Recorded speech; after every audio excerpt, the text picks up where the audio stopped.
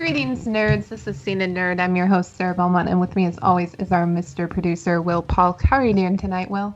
I'm doing very well, Sarah, and happy anniversary. It's our 3rd year together. Okay, I see what you're doing. Okay. Because you know what you just pulled. You pulled a very big stunt on me, and I don't appreciate it, especially when we have a guest who I wanted to impress. And you delayed starting the recording for 15 minutes because you love the pre-show. I do. And I hate it. You need to do what I do. I record it all, and then I'm like, ha ha ha! I was already recording. That's going in there. and everybody, please welcome from Kinda Nerdy, KJ. Hello, I'm happy to be here. Finally, Are you Yes. happy to be here? I really am. I am. I mean, I usually would be asleep right now. But I'm doing. And by the way, but my other my co-host Katie and my producer Jonna, we're both like, yeah, we're gonna come over and we'll have dinner and we'll have a sleepover. It's gonna be amazing. And they both bailed on me. So I am here with you in my living room with my 4 cats. So All right. that's it. It's the curse of having an Alaskan host on a podcast. The time zones never work out. I get. So you guys have been doing this for 3 years. Start of year 3. Wow! That's what Congratulations. Will claims. Okay. Okay. Let's just take it down a notch. This is the number. I have not done my own calculations, but we have to go with what Will's saying. Yeah. Oh, sure. Yeah. I totally get that. We're coming up on our 300th episode, and Katie was trying to do the math, and she's like, "Are you sure?" And I was like, "Listen, for like a year, I talked to myself, but they were still episodes. So, like, don't go back and listen to those. Those are terrible, but they were episodes." Those do not count as half episodes. They are full episodes. As a matter of fact, I did all the work for those episodes, so I get to celebrate this milestone. So that's interesting. So Kinda Nerdy started with you and only you, and has expanded over 300 episodes to now include how many people? We have a rotating panel. I didn't start out like, we're gonna have just an all girls podcast. It just happened that as it organically grew, Katie and I had worked together for about 2 years before we even like had a conversation where I was like, "Hey, you like the things I like, and you're nerdy, and that's awesome." And I talked to myself on a podcast. Would you like to join me? And then producer Jonna came in, and then we have sort of a rotating cast. Kitsy Duncan, who is she's on the show Oddity Files on Amazon Prime, comes in, and she's sort of our paranormal expert. And then we have Shelley with Conquest Journals, who travels with the Supernatural conventions. So she's always updating us on sort of the inside stuff with that show. Okay. So what were you talking to yourself about? I don't know. Don't go back and listen to those. It was more, I wanted to get something out there, and I didn't have anyone to talk to. And actually, there's a couple episodes where my husband's on, but it was more just sort of updating like what was happening in the news. So they were shorter episodes. They were, 5 or 10 minutes. Here are some things. Here are my opinions. I don't know how talk show hosts talk to themselves for hours at a time, because I was I'm so sick of myself already. It's like I listen to a lot of sports talk, and like Colin Cowherd or Jim Rome, especially Jim Rome. It's just like he just like has the same take for like 3 hours, and he just talks to himself on and on and on. And I'm just like, dude, you've been doing this for like 20 plus years, but somehow it works. Yeah, I know. I've been listening to him for a long time too, and I can't imagine, because I do the podcast and I also do a radio show, but my radio show it has a lot of music in it, and so I get a break here and there. But I admire anybody that can carry a show by themselves, because if you go back and listen to my early episodes, I cannot. I can tell you that. So you talk a lot about TV, right? Yeah, we do a lot of TV talk. We do a lot of movie stuff. We kind of stick in we are primarily Marvel fans, but we do watch the DC stuff, and Aquaman was beautiful and fun, and I thought that was a win. I mean, it was beautiful, right? Yeah, spoiler alerts. Spoiler alert, Sarah's not a fan.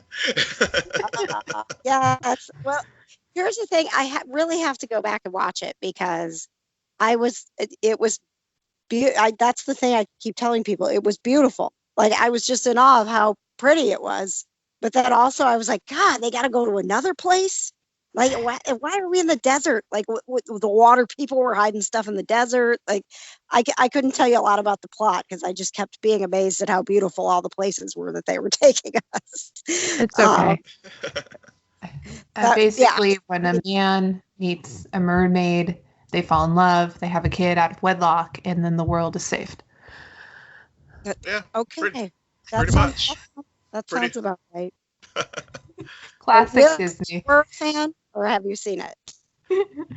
Yeah, I kind of like freely admit that I think I may have overhyped it to Sarah, and so since she saw it, she just was not very happy with me. But okay, yeah. I mean, I think that happens a lot, doesn't it? Like, I'm afraid. Yeah. But see, I had very, very low expectations for Aquaman. I really did. Even one of our earlier podcasts last year, I was like, "Oh, I'll go see Venom before I go see Aquaman," and I have yet to see Venom. So. Me too. Have yet to see Venom. This is perfect. Okay, this is why Katie's going to regret not being here, because she loved Venom so much. You guys do not see Venom. It's no. I don't. I as someone, I didn't know a lot about Venom other than loosely connected to the Spider-Man realm, and we took a bunch of listeners to that one, and I was sitting there just kind of looking around, like, are we supposed to be laughing? Is this a comedy, or am I just laughing because this is not good? Like, I can't tell. So personally, if you're gonna watch it, wait until it's free. But they are making another one, so I guess enough people liked it that didn't it come close to 1 billion worldwide? I think so. Worldwide? Yeah, because of in the international. Yeah. Hey, international market liked that other movie that nobody liked it in the States. What was it? It was the wizard one. World of Warcraft. Warcraft. And something happened and we didn't like it. That's what we know about that movie. So you didn't like it, but you also went into that movie not really having any ties to the property, which I think is interesting, because I would have bet more people who had ties to the property and that character would have probably been just as kind of like, why are we laughing? This is horrible. So I'm curious to know why Katie liked it, but she's not here to defend herself. So, oh well. She is not, and I can't wait to tell her that. I will ask her. I mean, I can do that. I'll tell her you need to get on. You need to get on Scene and Nerd and explain yourself on how you're a Venom fan and you liked that movie. I didn't understand, and it's also irritating because now Sony's made enough money with Venom that they are just definitely going to keep, Spider-Man. So we don't get to. I mean, I know they'll continue to work with Marvel, but I really wanted Spider-Man to kind of get out of Sony and be Disney, so that we could feel good that all the Spider-Man movies are going to be good. It just would help me. Yeah. I mean, between Venom making a boatload of money and and Spider-Verse just being an amazing film, which is getting rightly recognized with both Golden Globe win and now Oscar nomination. Then it looks like Sony's going to keep our friendly neighborhood Spider-Man for a while. I can't say enough good things about Spider-Man Into the Spider-Verse. Mm-hmm. That was just incredible. I mean, I had no expectations for it. And we were like, because we do these movie outings, and I was like, well, we need a movie in December, and I don't want to see Aquaman at Christmas with, I'll already be like in Christmas mode. So let's do the Spider-Man thing. And I was blown away. I mean, that was just so beautifully done. The animation was amazing, and the story, I don't think they could have pulled that off in live action, and character development was incredible. And I just I've been on a mission to tell everyone, you have to go see this movie. Yep. And then for it to start, get, like you said, getting the recognition that it's getting with the awards makes me so happy. From the comic book standpoint, to be able to take that comic book vision and really achieve it on the big screen, I thought was incredible. Right. I saw the movie, loved the movie, and my dad, who I think he would appreciate it for what it's trying to do. I mean, the jokes are really smart. There's a lot of adult content, even though it's an animated feature. And so I was sitting there and I was talking to him about it. And at first he kind of wrote it off. And then I'm like, but Dad, okay, so what really hooked me was that part when Miles first gets his powers and he goes to school and he totally blames it all on hormones. And he's interacting with Gwen and it's all awkward and he starts to sweat. And my mind was like, I was looking around the theater and I'm like, oh my God, they went there. They're totally riffing on that idea that has been around for a while, that Spider-Man is just a metaphor for male puberty. Yep. I mean, there's a bunch of white stuff. You don't know where it's come from. You can't control it. Your body is changing.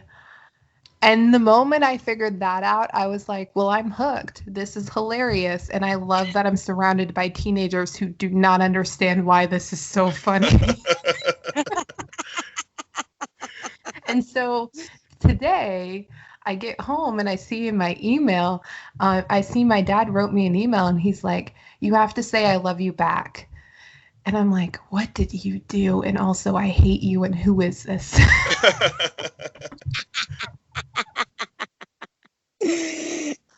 Oh, yeah, That's great. Yeah, the embarrassing moment at school with his dad was, I mean, there were so many things about that really took you, I think kind of took you back into it's just it's so awkward being a kid and your parents aren't cool. And I mean,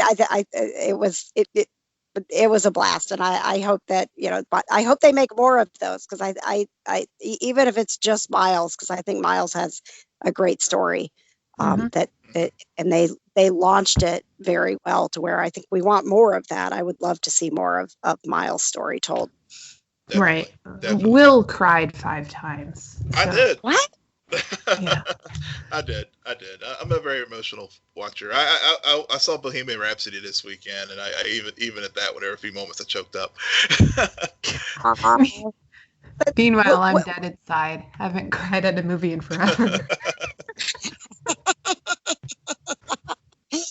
I don't know. I was trying to think of what I do cry a lot at movies, but it's usually because I'm so excited. Like the Star Wars movies, like being back in the theater for The Force Awakens, I was just like, it was over. I don't even know what's happening. There's stormtroopers on the screen again. This is amazing.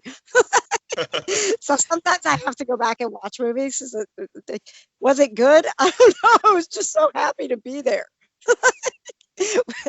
I think that's true for almost anybody, arguably, that your first time, because you go into a movie often with expectations, that first view is clouded by it. And Yes. what you've seen in the trailers, everything you already know about the property or the story itself, it can all be like your overall thought about the movie and the product itself can all be determined based off of what you knew beforehand.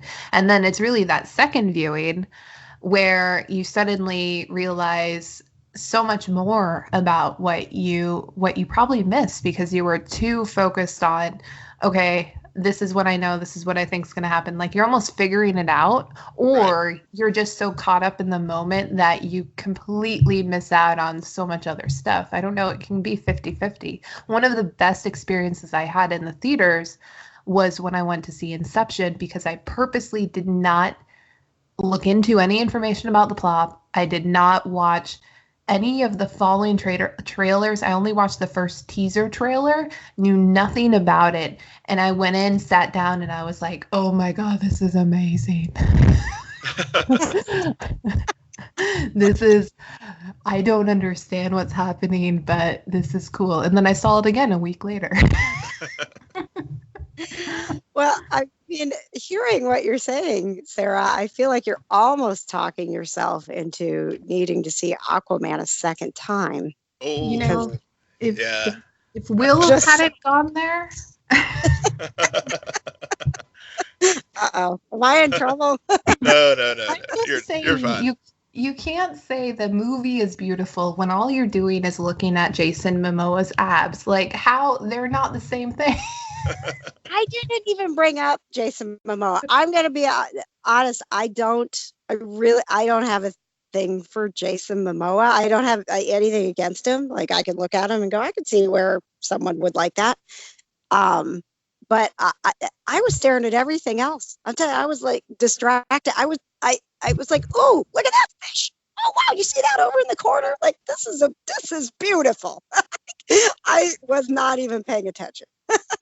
I bring I it was- up because that was like the first thing my mom said to me when we were leaving the theater, and she had no idea what she was going into, and she just leaves and she's like, he was really hot. Yeah, that's the lesson. Yeah. It was Well, either my mom or Will. I can't tell a difference sometimes. I don't know. Oh, hey. But I just say he was hot. And I just love how we've talked like 20 minutes about movies and nothing about the Arrowverse whatsoever. And that's why we brought you on the show to begin with. Oh yeah. Oops. Sorry. No worries. We haven't even, shame on us. We haven't talked about the Oscar nominations today. I know. Oh my gosh. I mean, Black Panther. You knew it was going to get nominated. Yeah. They went there with Best Picture. It's such a proud moment to be a nerd and be like, thank you for finally recognizing that we matter. These movies matter.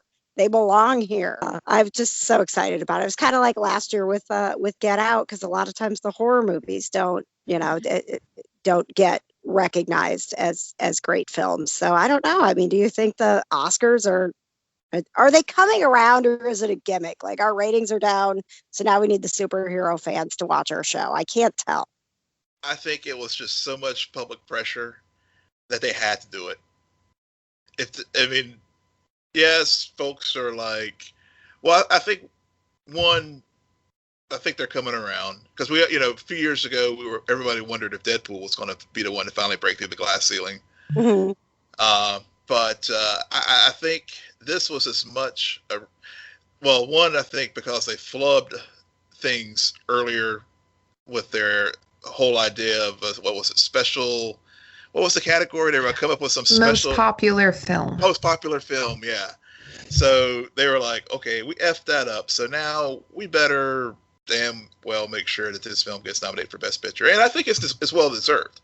I mean, whenever we talked about it last year, we basically said it would more likely than not get a nomination, but I think the pitchforks would have been out if it hadn't gotten nominated. Yeah, I mean, it was just incredible. And even, I mean, people, I've several people in my life who don't, do any of these movies. And I was like, just watch Black Panther. I promise you're gonna have fun.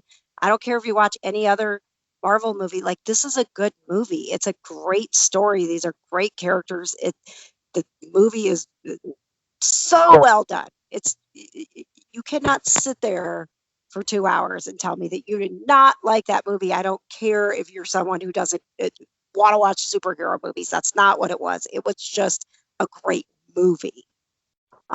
So I'm excited about it, but I'm, like I said, I'm suspicious. I'm like, oh, you ask your people, you just want to get us to help your ratings. Where were you when we needed you, Oscars? Yeah. I mean, it'll probably, I hope it's great. I'm glad that they got recognition. I mean, it's just, also just being, a film with a primarily African-American cast, African-American director, African-American writer.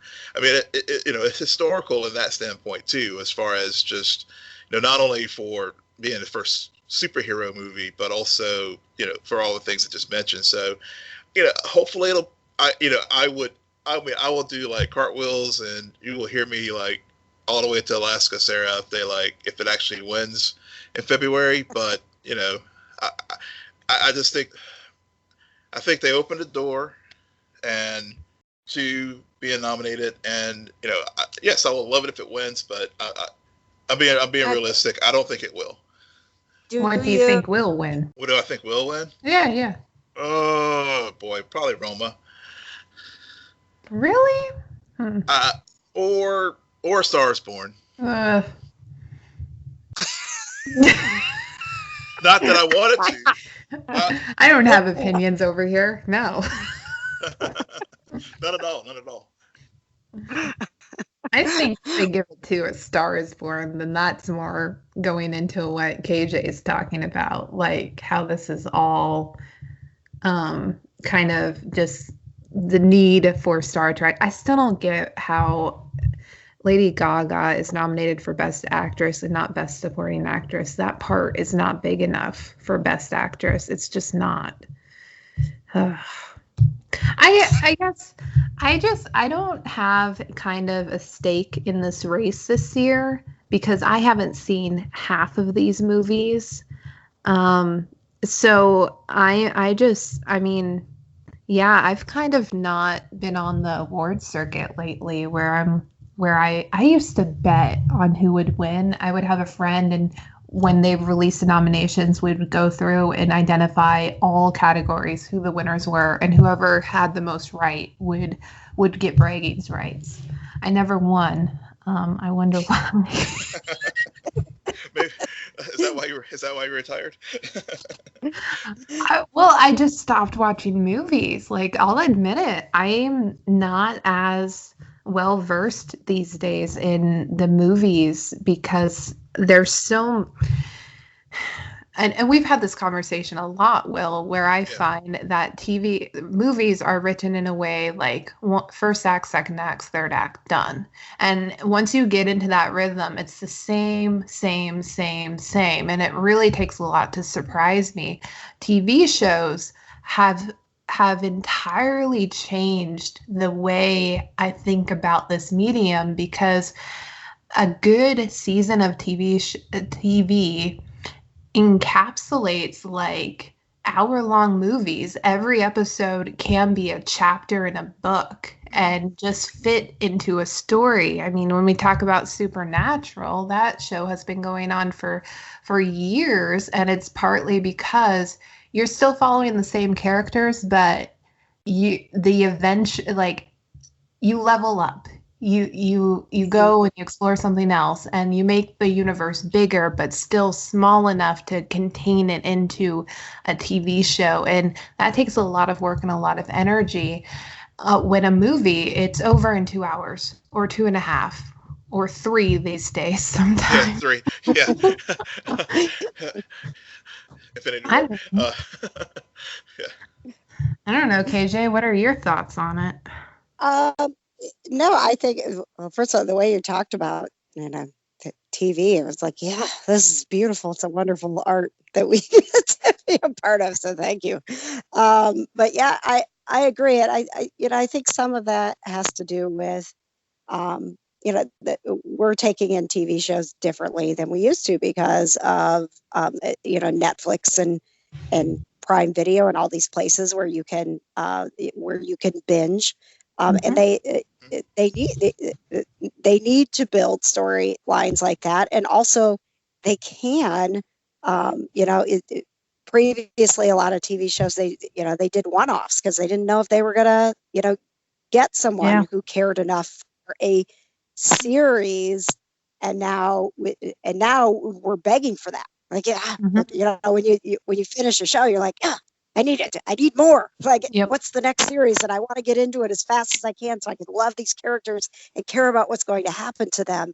And we're able to do that. And I definitely think that that's something where movies are missing out. And I think it's part of the reason that I'm drawn to, not just because it's nerdy stuff, that I'm drawn to the Marvel universe, and that people are drawn to Star Wars and trilogies because we want to be. I don't think we want to be invested in characters that are only going to be a part of our lives for 2 hours and go away. And I crave that that connection and want that story to last longer than 2 hours. If I'm gonna care about this, give me their life. You can't give me their life in 2 hours. So I absolutely think that that's part of the reason that that the box office is suffering. That we don't have to go to the box office because we can sit here and get amazing TV shows, and nobody's caught up on all of the great TV. You can't. It's impossible. No way. Yeah.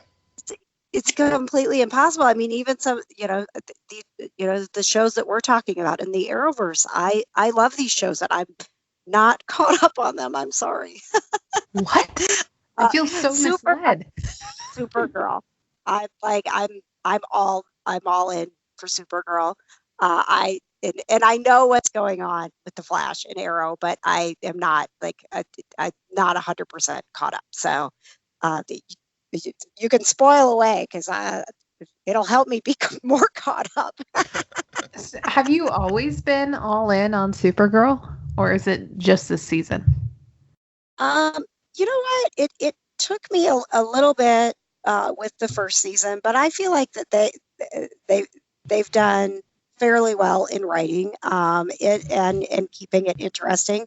I got a little mad at the Flash for a while because I was like, stop going back in time and ruining everything. Just stop it. But but I know that this is, that this is what the Flash does. This is part of that story. And I do think that Arrow has had a couple of seasons where I wasn't completely into what they were trying to do, and I think last season was one of the better seasons. At least for me, I felt like it sort of captured what Oliver Queen was supposed to be doing and what the show was about. So I'm more excited for Arrow than I have been in a while, and but Supergirl, yes. Yeah, actually, it's funny that I have gotten. Yeah, I mean, even though I'm quote unquote the Flash guy, Arrow has like this season in particular. I find myself wanting to make sure I catch it. Whereas the Flash, I'm like, okay, I still like it, but I mean, I'm okay if I get a little spoiled at this point because it's sort of like, okay, I'm still a fan, but after last season's season 4 just left such a bad taste in my mouth. It's one of those things where I'm trying to rediscover the passion for the show like I used to have, because last season was just really hard. And that's got to be a tough position when you've become someone who's in that genre. You're getting you're in these conversations on Twitter constantly. You're like, I think I need to tell you guys I'm not loving this right now. And it's funny because again, it's a very passionate fan base, and I'm a fan of the comic book too. So it's one of those things where I like last season, I just found refuge in the comic book itself because the show was just letting me down.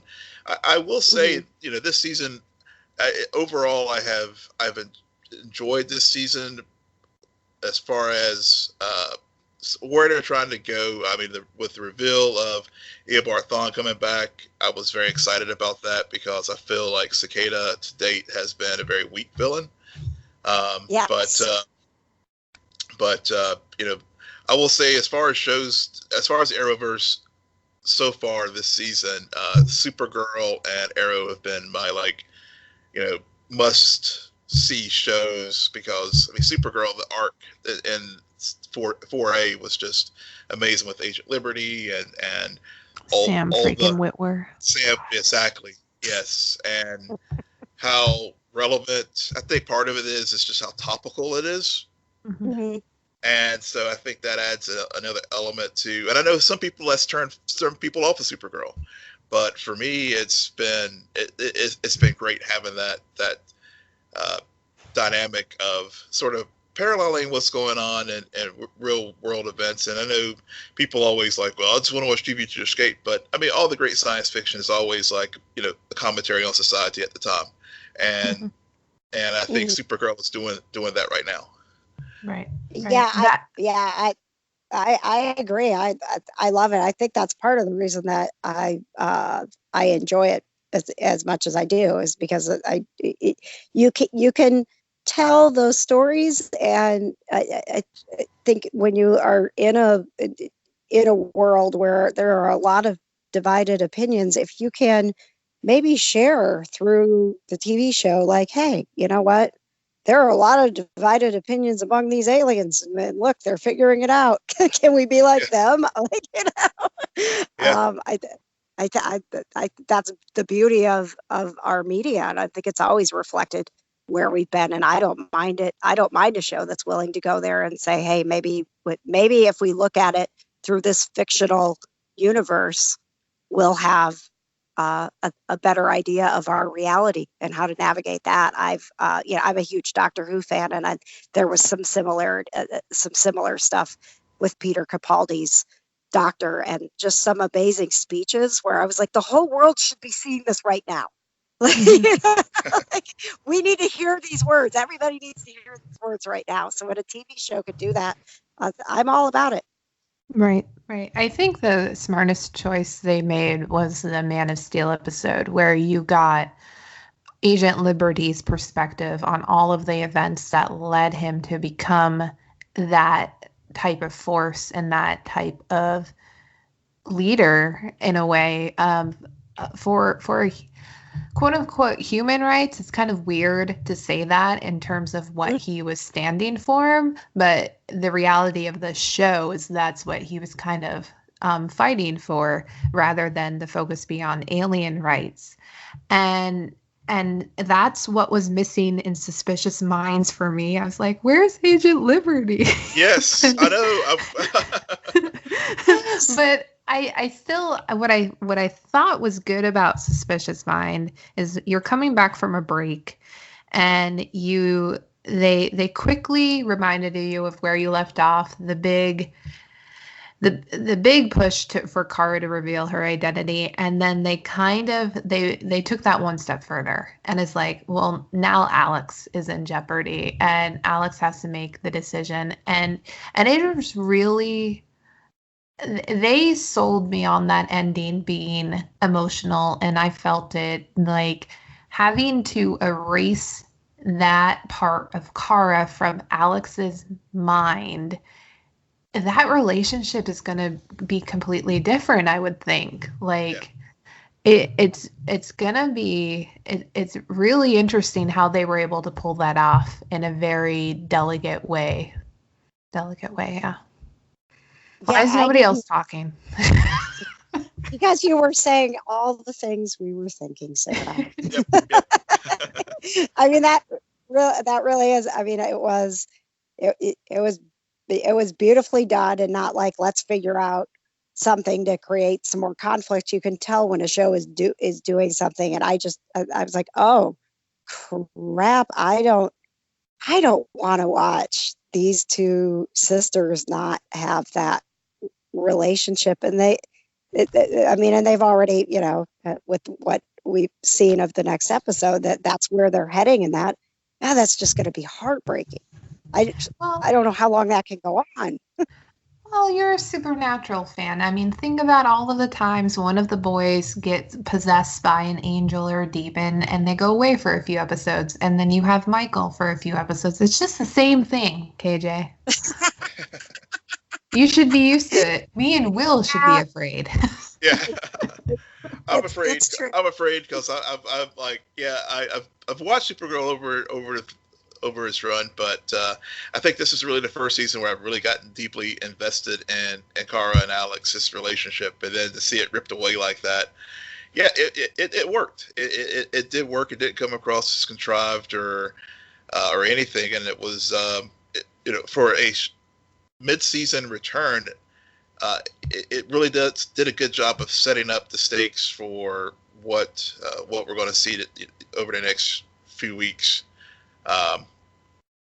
And finally, Kara, for the first part of the season, she was idealistic and she was still seeing, the whole alien Agent Liberty stuff. She was kind of oblivious to her privilege.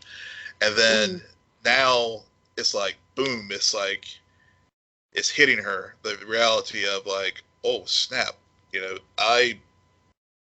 Alex is doing this, and now basically the only person she really has that she can lean on at this point is John and Brainy. Well, and I wonder how far they're going to take it. Like, without those memories, Alex going to become the new person who is, going to take down Supergirl. I don't, you know what I mean? Oh, I like that idea. I don't know if they'll go there, but I like that idea. So what you're like, how uncomfortable are they going to make us with this? Because they could take it pretty dark. Yeah, so they're going to go into the Spider-Verse dark with this, where Alice is going to hunt down Kara, and then she's going to find out who Supergirl is, and then the Agent Haley is going to shoot Alex. Spoiler alert.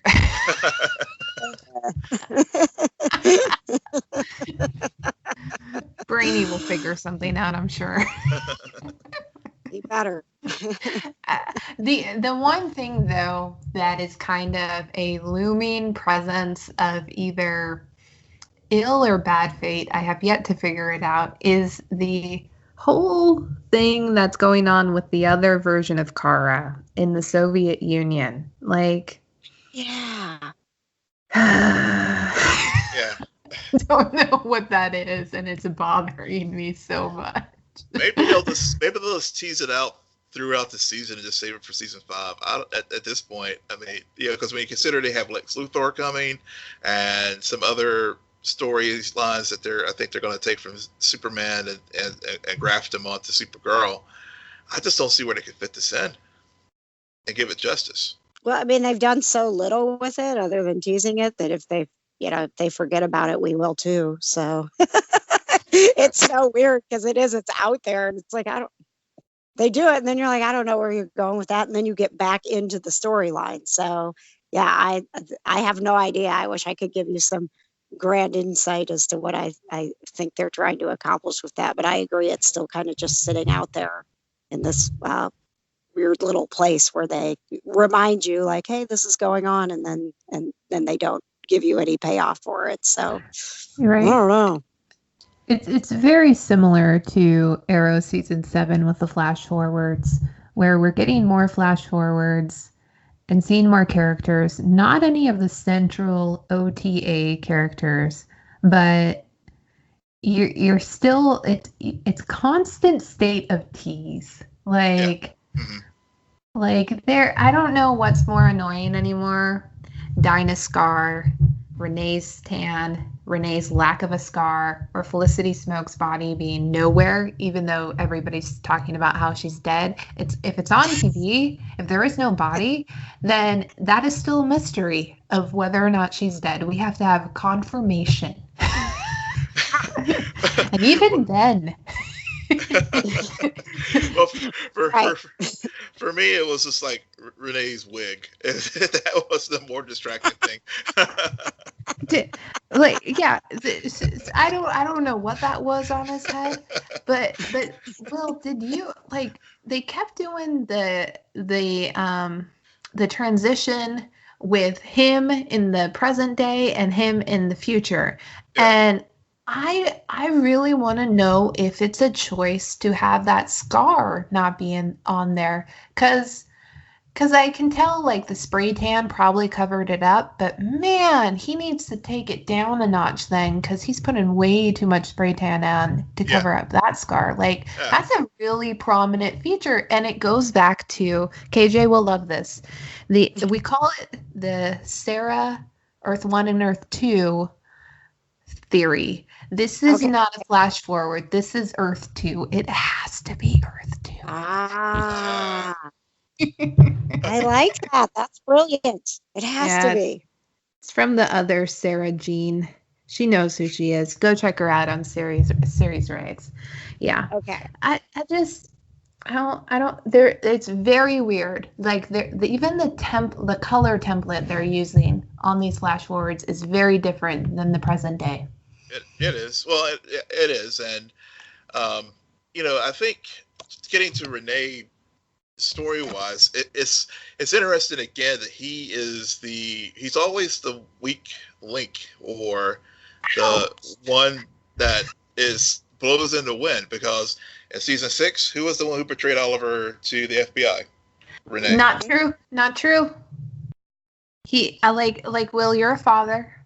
If you had a choice between Oliver and your kids, I mean, I can't fault him. Well, I guess I can't fault him, but he is the most susceptible to pressure points, and clearly, in this flash forward, something happened along the way that he is now willing to blow up Star City to save the Glades, and that little shady political aide who was there with him clearly has something on him. So, again, Renee is that member of Team Arrow that if you want to break the team up or break the bond, go to Renee or Curtis. Well, Curtis didn't have any at this point. Curtis didn't have anything to do. I mean, he's just not there. Have you guys heard about where this Dante plot is leading? I have not. Mm-mm. I mean, unless it's attached to this new Suicide Squad that they're building.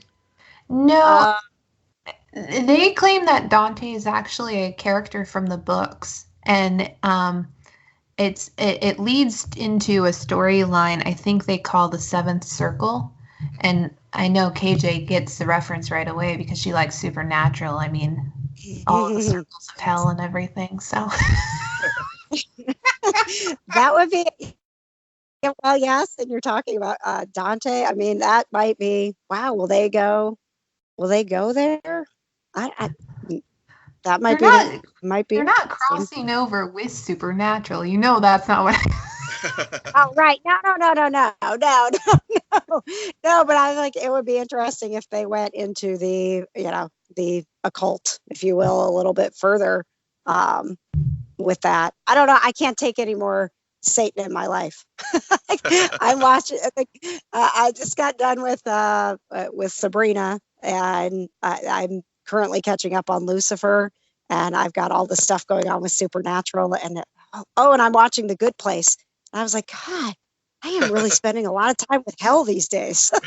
Yeah, this is the point where your psychologist would say you have a problem. Find another character.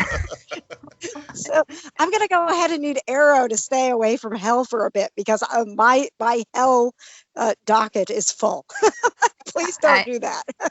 I don't know. I think to get out of that whole mess, you just go straight to This Is Us, the good old-fashioned TV show about family. And that show almost makes me cry. Doesn't pull it off, but it almost. Yeah, I'm the same way. It's not like I don't need a box of tissues on standby, but it's a nice change from all the hell stuff that I've been watching. Sterling K. Brown. I mean, God, watch him do anything. Right? He's the best part of the show. I don't care what anybody says. Like from the very beginning, Randall has been my guy. He's an incredible actor. That's a great storyline. There's just something about him and Beth that I really, really loved. Are you caught up? Oh yeah. Okay, so what do you think is going on with him and Beth? Wait a second. Is it? No, I didn't watch it tonight. Well, neither did I, because time zones. Okay. But, yeah, that's right. Yeah, it's this thing called the time. Yeah, this is our constant problem when we try to talk to Flash now, since we record on Tuesday nights. It's time zone issues. Yeah. Oh yeah. Oh, that's a bummer. Yeah. So I'm caught up. I don't. I mean, Randall and Beth are going to be okay because they have to be. I'm going to be real mad if they're not. I think what they have done with Randall and Beth is show that in how ugly marriage can be and how beautiful it can be if you stick to we're in it together. So it was interesting to me that that was challenged when Beth said, I don't, I'm not in this anymore. I don't want you to run. And Randall was like, well, this is what I'm doing. So I'm interested to see how they come out of that challenge. But I would be shocked if in the future they're not together. I don't think that fits what they have been trying to build around that relationship. It'll be devastating. And I think it would violate what we believe about them if they're not, in it to the end. Right. No, the episode, the mid-season premiere kind of confirmed that for me, that's not where this is headed. And I think it will come out soon that this is more about Rebecca and maybe she's on her deathbed, because that far into the future, I mean, she doesn't have too much longer on this earth, and it's kind of closing that chapter. And it's weird because Randall may be my favorite character, but my favorite episode of that show still is one from last season, which was all about Kevin. And the number one episode, that broke my heart. Oh my gosh, yes. It was amazing. I watch This Is Us when I'm on the treadmill. There are certain shows that I require. It's like my required workout shows. Like no matter how much you want to watch that, you can't watch that unless you're walking. And so This Is Us is one of those shows. So I was on the treadmill and I was just crying. That was actually one of the episodes. I felt like walking on the treadmill, go, oh my God, Kevin. Oh, poor Kevin. Yeah. And what they've done with his character has been just insane, because he went from my least likable to I am so interested into where he goes with this new relationship with Beth's cousin and figuring out who his father's history, all of that really excites me. Yeah, I think it's cool what they're doing with him, kind of keeping Jack's. It was a clever way to keep Jack's story going, to have Kevin digging into that part of his life and how it's affecting Kevin. And that's just going to be, that relationship is, he's going to be authentic, and he's going to for the first time really put his heart into something and just be vulnerable and be real. And she's going to ruin that. I'm going to be real mad. Because Beth is always right. Yep. Yes. I love that scene in the first episode where she's just like, I love you, Kevin.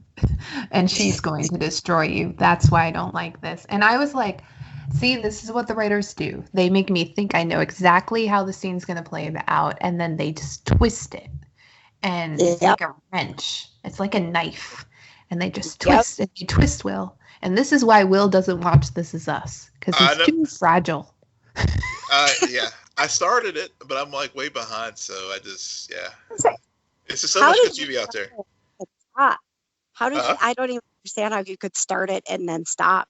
Well, my free trial of Hulu ran out. So that'll do it. Okay. All right, fine. That is a legitimate reason to stop a show. yeah. That is actually why I'm not caught up on Lucifer, because it did the transfer from Hulu to Netflix, and Lucifer. It was. I was amused, but also very mad. But Lucifer spent some time in purgatory for a few months, where it was like Hulu stopped showing it because it was moving to Netflix, but it wasn't on Netflix yet. And I was like, well, what am I supposed to do? Buy this? I'm not buying this. It's supposed to be on Netflix. But yeah, I did as into Lucifer as I was. I was like, any day now, Netflix, you could, get the devil out of purgatory and let me continue watching him. So that's a legitimate reason. But as soon as you have the opportunity, you should catch up on it. Yeah, I will. Sarah sends me like clips every now and then. She's like, you got to see this moment. And I'm like, okay.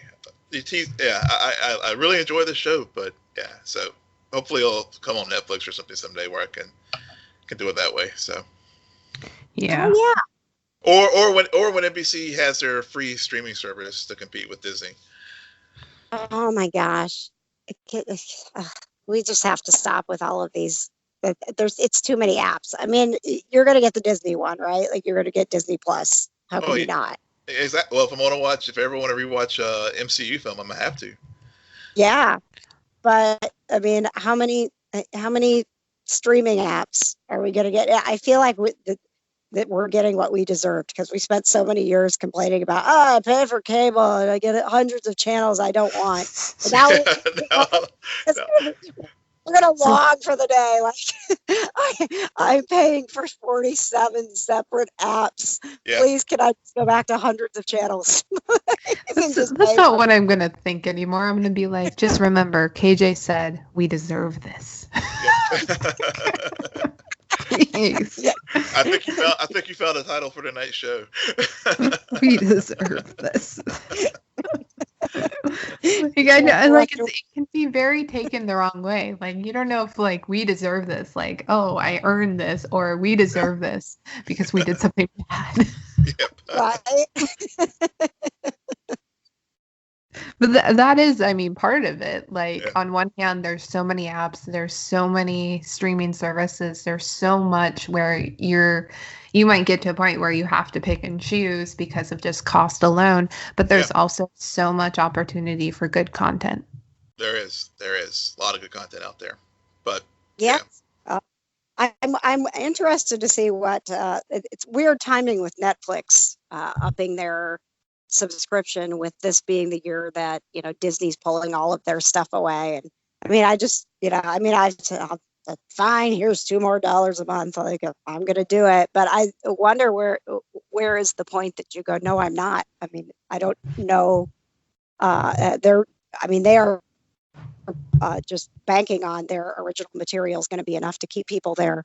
But I wonder if there will be a point where people go, you know what, like, I came here because you used to have a bunch of movies that I loved, and now you don't. Now you just want me to watch all this new stuff, so I'm going to go someplace else.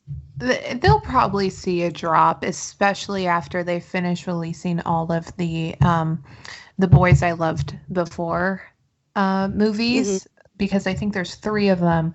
Like, because that movie for Netflix had crazy amount of views. Crazy amount. And so as soon as they release those, then it'll go downhill, because I mean, Netflix original content is such a gamble. It is a hit and miss. You can never know for sure. You don't know. The quality is all over the place, and I think that's part of the reason why they want to up the cost, is because they know that they need more money to raise the quality. But it's going to be hard, especially with all of the Marvel Netflix shows leaving. Like, those are properties with built-in audiences. And so even if you just go to Netflix to watch those shows, you suddenly see potential for other shows, and you're suddenly just always on Netflix. But now that those shows are gone, I don't know what they're going to really sell you on. Well, yeah. Well, yeah. I mean, I guess some of the original content, like they have shows like The Crown and some others that our people have built in. Good call. I forgot about that one. Yeah. So there are some things that they do that will continue people subscribing, but you're right. I mean, other things, it can be a complete crapshoot. I mean, I watched Sex Education. I thought it was pretty good, but then I watched and then watched something else, and it was just don't feel it. So yeah, Sex Education is actually surprisingly funny and well done, and it's much more R-rated than Into the Spider-Verse. Yeah, but it has that same kind of level of endearment, but also just like, I can't believe they just did that with kids. All right. At this American high school in the middle of England. Yeah. I'll have to check that out, because I have seen it. Obviously, every time I load up Netflix, it's like, you should watch this show. I'm like, leave me alone. I'm just trying to watch Gilmore Girls again. Yeah, that's the other thing about Netflix. For a long time, that's where you'd go to binge all of your old favorite TV shows. But now it's the game. With the more the competitive it gets in terms of streaming services, I think it's all going to go back to their original content. If you can get sold on a lot of the original content, you're most likely to stick with that streaming service versus a different one where you only watch maybe one of their original shows. Mm-hmm. Which is why I'll be living on Disney Plus. It's just where I'm going to be. The Marvel world will live there. It'll be interesting to see with those Marvel shows. Like, I don't know if you saw the little twist with the Loki series that's coming out. Mm-hmm. No, what is it? Okay. Well, so they confirmed that Tom Hiddleston for the Loki series, and everybody got super excited about it, and that rightfully so, because I can't imagine someone else playing him.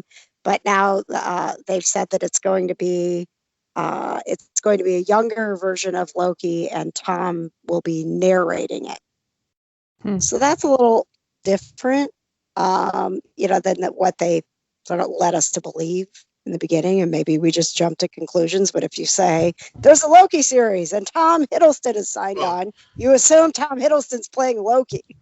Right. Well, yeah.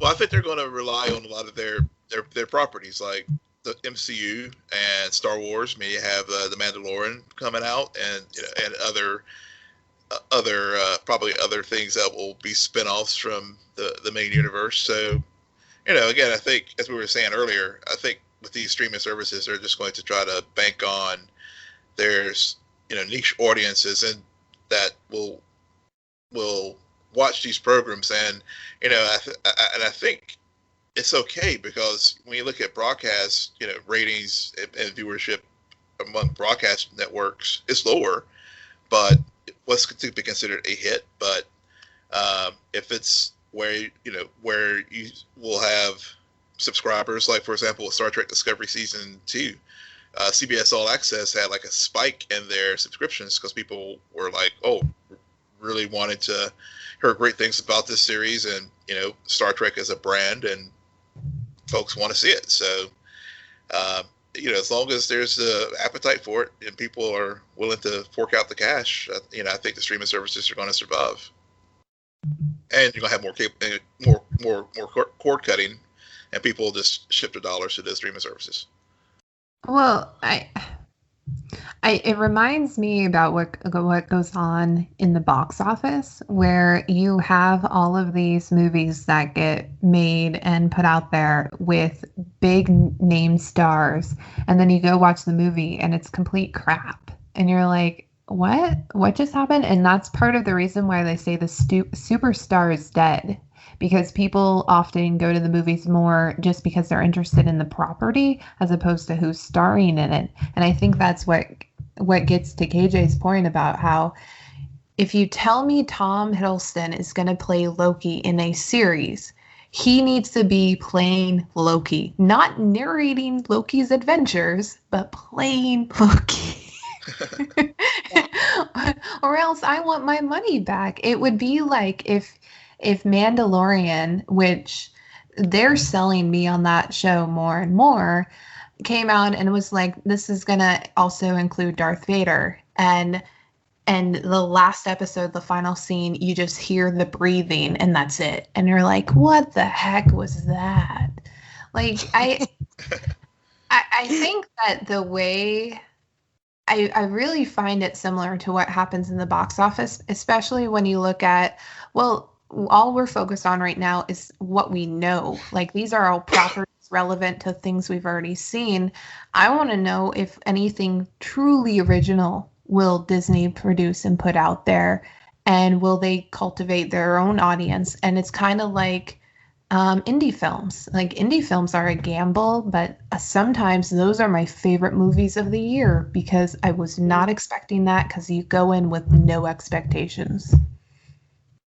Yeah, I bet that, with as smart as Disney is, I mean, that they're gonna bring us in, sort of like a lot of the Marvel stuff brought people to Netflix. Now there's gonna be these new limited series based on characters that in the Star Wars series, and so they're gonna bring us in with those things that we know.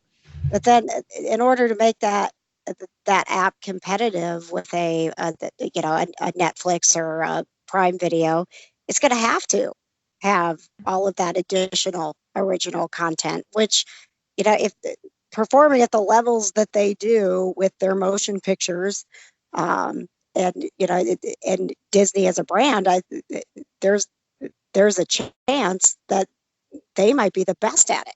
That we might all be like, we don't need Netflix because all this original content on Disney Plus is amazing. Mm-hmm. Mm-hmm.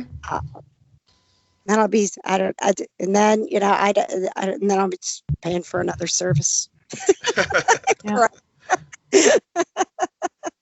So yeah, I don't know, but I have to think that Disney's smart enough to be putting a bunch of original stuff in development and making it a full service, streaming service, and not just this is where you go for Disney and Marvel things that you already know. Right. Well, I think that's it for us tonight, guys. We took a few detours, but I blame it all on KJ. Oh my gosh, dude, I apologize. I'm really detours. Nah, I felt no. This was CNN Collider Live, so this is fine. This is good. Good. Well, thank you guys so much for having me. It was a fun. I listen to you all the time, so being able to like chime in and giggle when I hear Sarah go, ugh. It was nice to be a part of it. Well, we'll definitely have to have you back. I don't know how I feel about this anymore.